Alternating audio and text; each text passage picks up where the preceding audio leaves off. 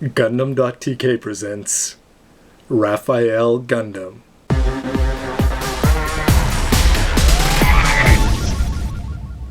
Hey, what's up everybody? This is Robert184, as always from Gundam.tk, and of course, I've seen the 00 movie and I hope you have a chance to do it too, but anyway, it's time to get back to the business of models, and here we have the high-grade 144th Gundam, or the Raphael Gundam, and of course, this better not be a spoiler, but this is Tieria's mobile suit from the movie. This kit came out in September of 2010, and it sells for the price that you can see there on the right, 2,000 Japanese yen. In the high-grade 00 series, this is number... yeah, you can see it right there. Of course, I'm really liking this movie packaging, and here we've got the 00 Quanta, and the Raphael Gundam itself is, of course, very unique because it's got a pretty small, skinny body, and on the back, it's just, not on the back, on its shoulders, it's got this giant backpack that locks on, and of course, we've got the arms shooting off, which does, of course, play a role in the movie. For the box tour, we've got some information on the Gundam itself. It's got a height of 21.7 meters, and in total it's 26 meters tall, making it a huge Gundam. And of course, most of that can be attributed to the backpack or shoulder pack that is going to slap on there. There's the pilot, of course. He's in a blue flight suit, which anyway sort of shocked me in the movie.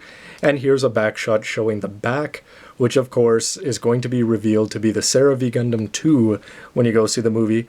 And there's some pictures of it in action and scenes from the movie itself.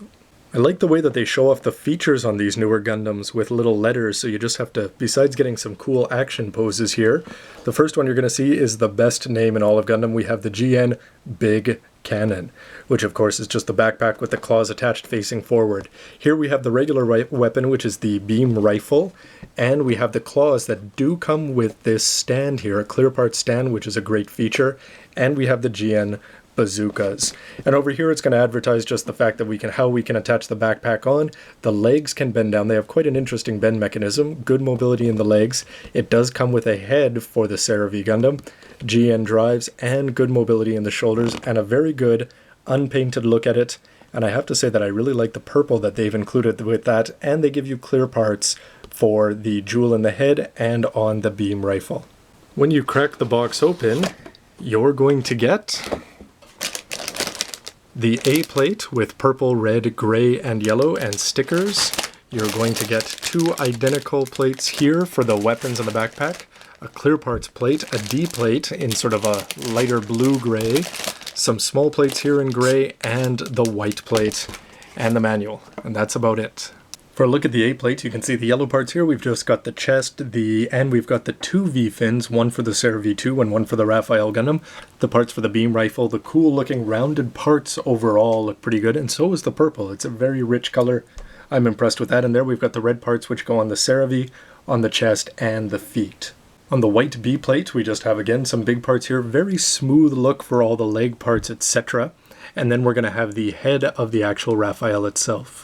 On the D plate, of course, we've got the head for the Seraph V2, and these are the same color as the E plate, so pretty much the whole backpack, the whole Seraph V2 is going to be in the same color. And that's some pretty big parts there for the waist section. Two identical E plates with the parts, of course, for the claws and the huge GN bazookas. And if you were a fan of Seraph, I don't know how you can't like these. Two F plates which are in gray instead of that little light gray blue that we just had in the previous parts, but we've got little drives there and all sorts of mechanisms that we're going to use to transform the claws into the big cannons. Finally, the C plate, nice bonus that you're going to get these clear part stands to attach the GN claws onto. This part is going to go into the beam rifle, this goes on the head, and you have these two attachments that you use when you attach the claws onto the backpack itself. I'm very glad that they put this in, and I hope that they include it with more kits, going back to things like Karadim, etc. It's always a big plus to get it. Interesting sticker sheet here, and of course we've got a part here that goes onto the jewel beside the eyes, and I'll probably paint that green myself. Otherwise, these are going to go on the top of the feet, and these go on the bottom of the feet. Something they could have done is given us two more clear parts for the GN bazookas, but instead you're going to put these green stickers on instead of painting it, and we've got some little parts that we're going to add onto the drives to give them a little bit more oomph in the color department. To crack into the manual itself, again, we've got the front and back shots. I really like that box art, Thierry Hardy, of course, however you want to say his name. And when you crack it open to the business end first, you're going to get a list of the plates, A, B, C, 2 E's, D, F, polycaps. and then we're going to put it all together. So first we build the Gundam, and the Gundam itself is only going to take a page and a half. After that it gets into, 2.5 pages for the Gundam itself, and after that it gets all into the backpack. When you flip this over, you're going to have some information on the movie itself, and then a flashback in the series to the Gadessa, the Garazo, and the Gades, and the Reborn's Gundam. Did anybody forget that? Do we need to flash back to it? And on this page we're going to get some more information on how to transform the claws and attach them onto the clear stand, and you can use those clear parts you can see here to attach them onto the backpack. And again, some very cool looking action poses, which makes me excited to get to work putting this thing together. So there you have the deboxing and preview of the Raphael, which I have to say is looking pretty good for a couple reasons. One, the smoothness of the parts. I like the looks of the Raphael Gundam all overall.